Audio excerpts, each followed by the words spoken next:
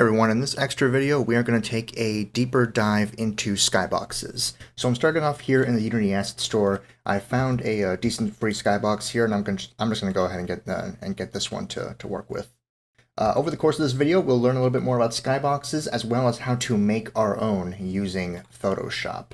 So yeah, those are our goals. We're just going to have a deeper dive into Skyboxes, and we're eventually going to end the video by making our own. I'm going to download this real quick. Okay, the Skybox has been imported in. Now all that's left is to apply one of them. You remember the terrain scene from week 5? I made some alterations to it since the last time you saw it in the previous video. That is because I have been recording for future weeks with collectibles and a little bit of UI stuff and audio stuff. It's still essentially the same exact terrain scene. So not to worry about any major differences. Just understand that there's a few minor things that have popped up here and there because I've been recording some material in this scene for future weeks. Regardless, the Skybox is exactly the same as what we left it last time. The starry, spacey night sky that we have here. I went ahead and opened up the folder for the fantasy Skyboxes. So let's see what we have. Maybe panoramics. Let's see what we got going on in here.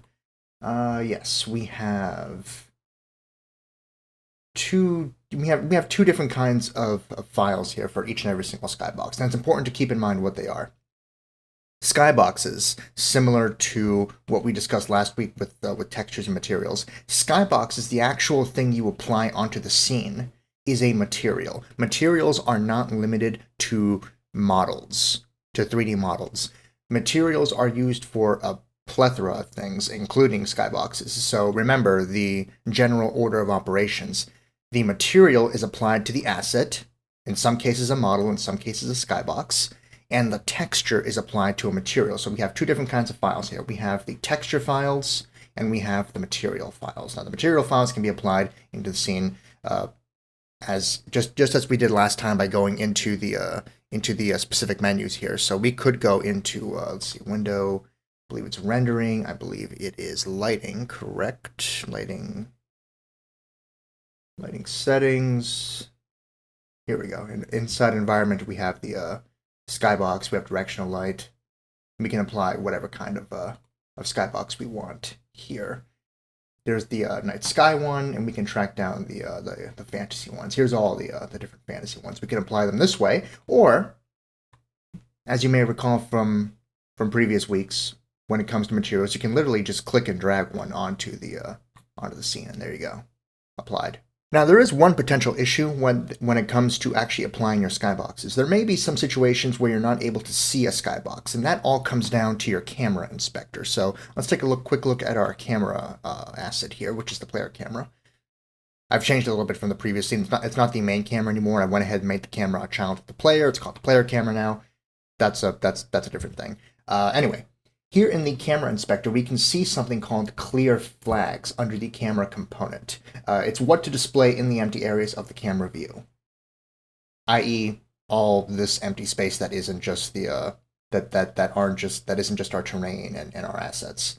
So in this case, if we choose Skybox to display a Skybox in the empty areas, we can choose solid color to display a background color. We can choose depth only to display nothing, or don't clear to display whatever was displayed in the previous frame. So we can change this, we can have it be solid color, and we can see that even though the Skybox is still applied here in our scene, we can see in the game tab that the Skybox is now gone and won't be in the actual game anymore. If we go to depth only, it doesn't seem to have changed much. We go to don't clear, nothing seems to have changed. Either way, if you want to see your Skybox in the actual game when you're actually playing, make sure that clear flags is set to Skybox, as you can see here, and as you can see when I switch over to the game tab. We can select our skies, and we can see that they have little options in the inspector. We didn't cover this in the previous video. We can play around with exposure, we can play around with the rotation. We can switch the image to something else, so there's really no need for that in this case. We can change the tint color, just as we can with textures and stuff, to create a whole bunch of weird kind of effects. And because our lighting is based off the Skybox, here in window, let's go to rendering, let's go to lighting, let's go to environment. Our environment lighting is it's going to be based off the is based off the skybox here. We can, oh, let me shrink that down. We can really get some really interesting little effects here.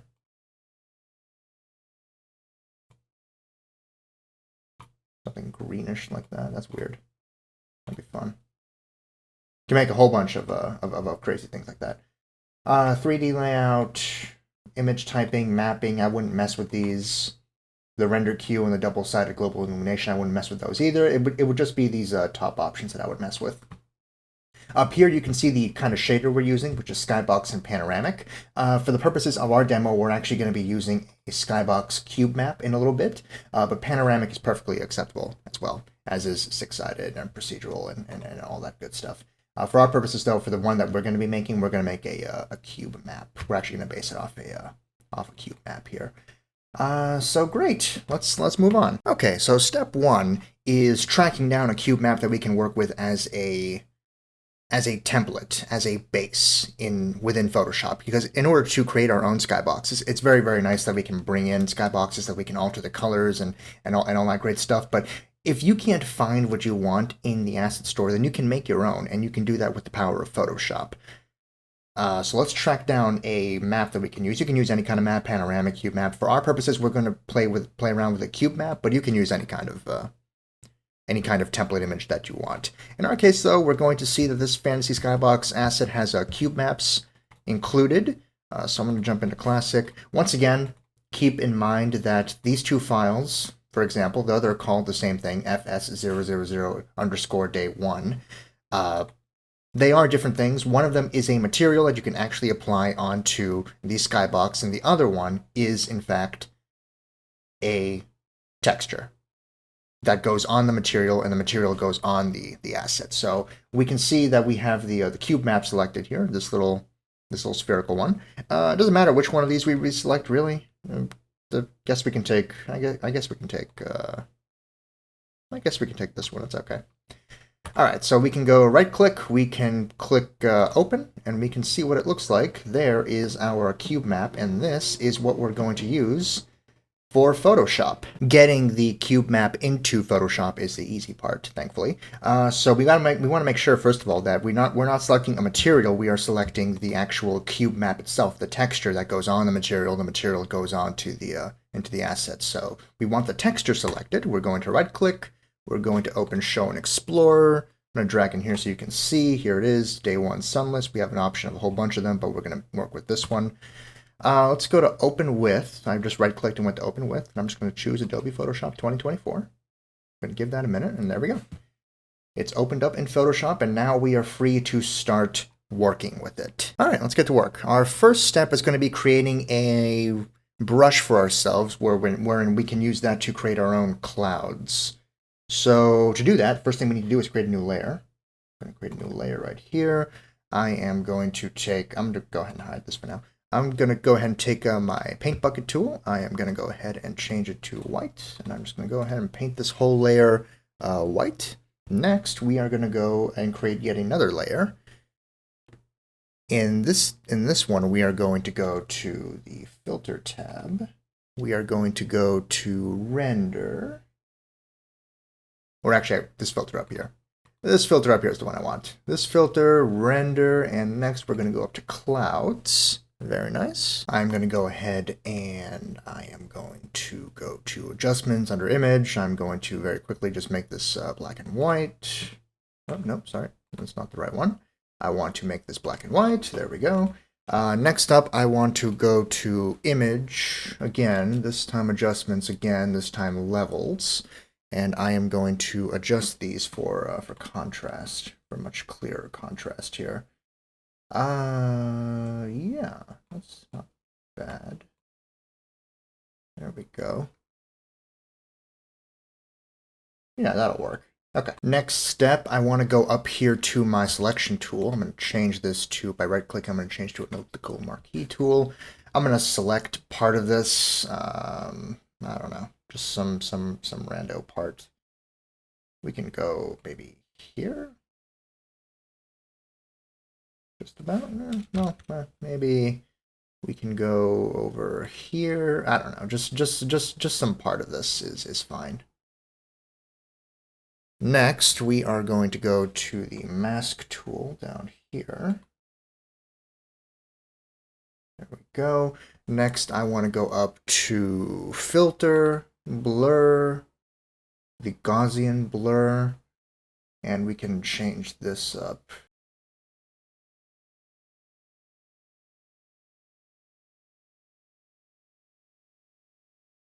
Yeah, that's pretty good. Maybe a little less. Maybe a little more. Again, our aim here is to create a brush to create clouds with. We're not yet making the skybox itself. We're just making a brush for the clouds. This looks pretty good. Okay, we can work with that. Let's go ahead and just say okay to that. We're almost there. Now I'm going to select these two layers that I created above the original skybox layer. I'm going to go to layer. I'm going to merge them. That's fine to merge them now. Next, I am going to go to my selection tool, rectangular marquee. I want to define the brush, the actual brush area, which I believe is going to be this. This right here is my brush. That is going to be what my brush actually is, right there. All right, with our brush selected here, we're going to go up to Edit. We're going to go to Define Brush Preset, and I'm just going to call this I don't know, clouds. Nothing that special. Clouds, and I'm just going to say okay. There we go. We now have our clouds brush here. So let's go ahead and actually test out our brush here. Let me click back into Photoshop again. Let me deselect this. Right now it's an eraser, so I can just erase all of that. It's very nice because we're in the color white here. So let's make it black so we can clearly see it. Yeah, there it is. There's my brush as I made it. Very nice. All right, let's go ahead and properly test it out, though. I'm going to delete this layer. I'm going to add in a new layer. This time I'm going to paint bucket black this layer, and we can make one more layer on top of that. This one will be for actual painting. We'll make this white. Let's see, brush settings. We can go ahead and right-click just to decrease the size a little bit to make it more. Have it make more sense. All right, let's see.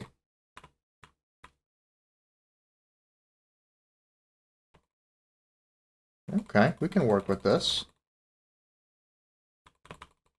All right. The last thing we're going to do to set up our brush, even though it's starting to get pretty close to what we want at this point, is to go to the brush settings, which is right over here under brush settings. If you don't see this here, which you might not, just go up to the magnifying glass here. Type it in and type in brush settings, and you should open up the brush settings window. Not only will it open up the brush settings window, but it's going to leave the option there for you to access very quickly in the future, like I can now. So at this point, all we're going to do is play with the spacing a little bit, like that. That's pretty good. We're going to also play around with the size jitter, the angle jitter, that kind of stuff. Let's see. Next thing we want to play around with is probably the jitters, as I mentioned. So let's go ahead and select Shape Dynamics. There's the size jitter. Don't want them all to be exactly the same size. Angle jitter would also be nice. So some of them can be rotated a little bit like that. Scattering would also be pretty good. Nothing crazy, but just a little bit like that. And back to the size.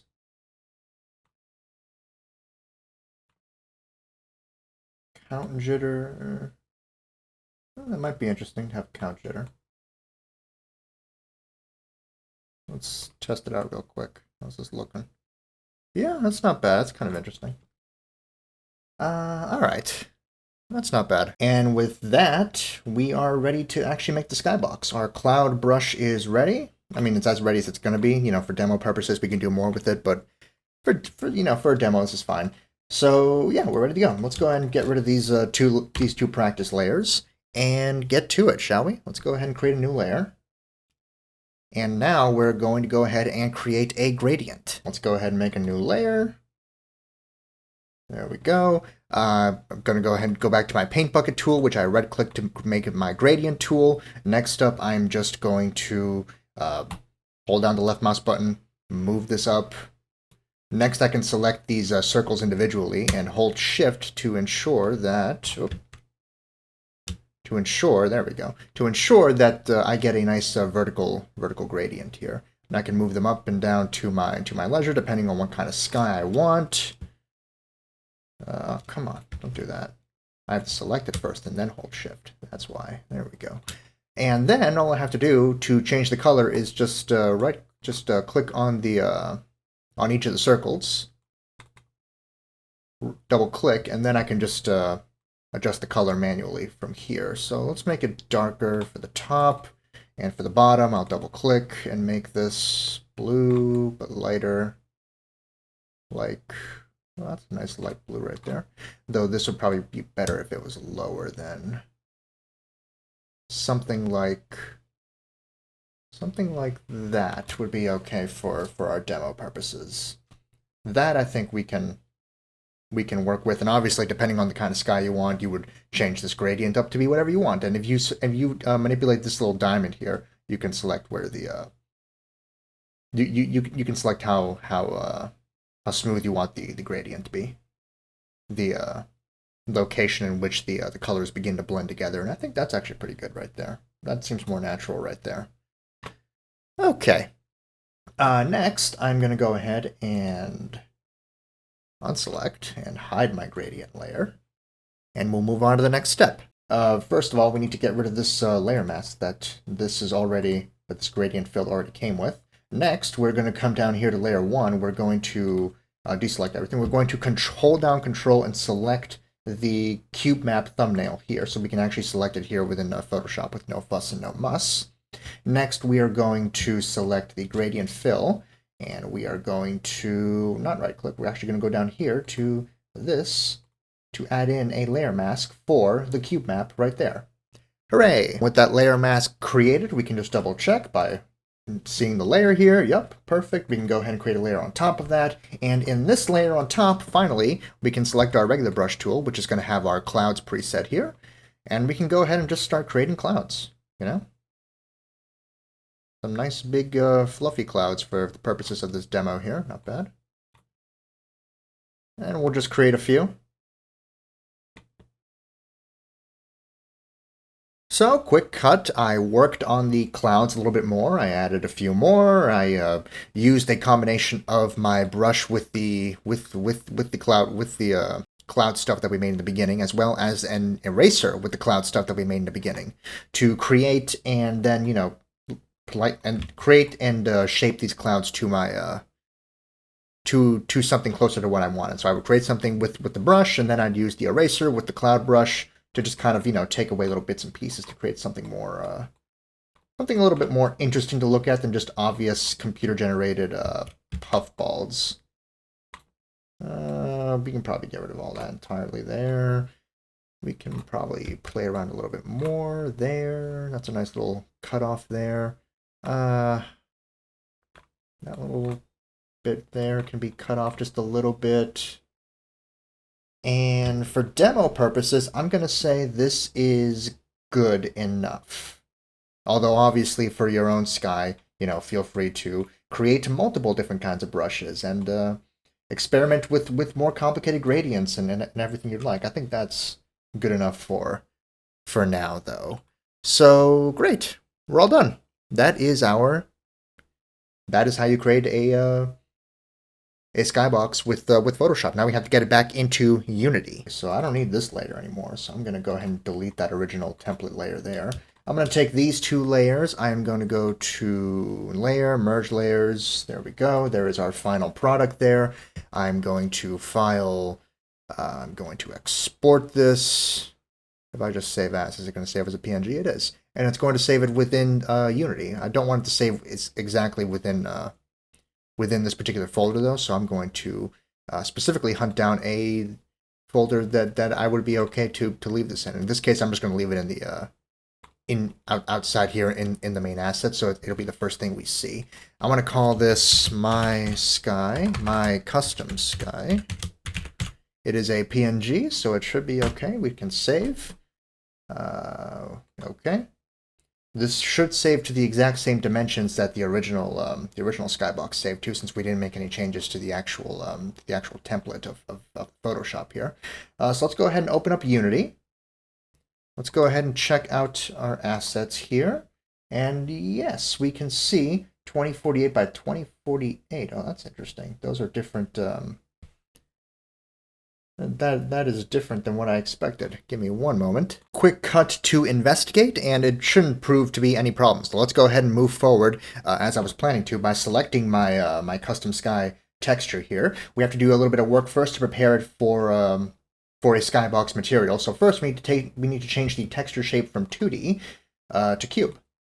Next, we want to check off alpha is transparency, and if we apply this, we get something that looks like this. And if we actually go back to the let's go back to the fantasy skybox here, the cube maps, we can see it looks exactly like these at 512 by 512 as well.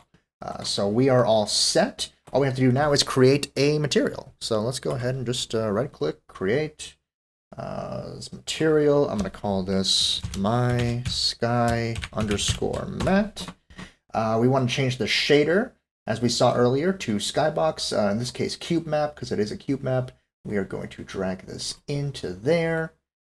And at this point, we can change the options here that we had before, but let's actually just go ahead and apply this first to make sure it actually works. And look at that. Our own custom sky that we made. Obviously, with more work, this could be a much nicer looking sky, but this is how you create your own sky within Photoshop. We can go ahead and do this. We can play around with the tint color. We can do rotation there. Very nice. Obviously, we can do a little bit more work to the gradient and stuff. It's not absolutely perfect how I did it in Photoshop, but this is the basis of how you create your own skyboxes. So great. We can also change the tint here if we really want to make things a little bit crazier. Make it a complete dark sky. Make it a blood red sky. Very, very interesting things that you can do with Unity here.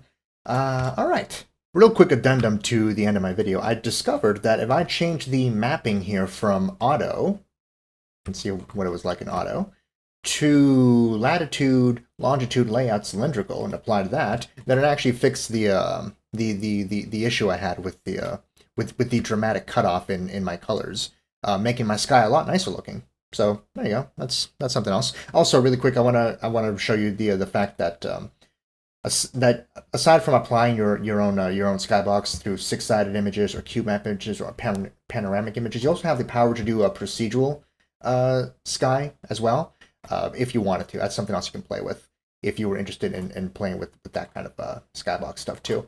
Now though, I'm actually done. So thank you very much for watching once again. Have a great day. Bye bye.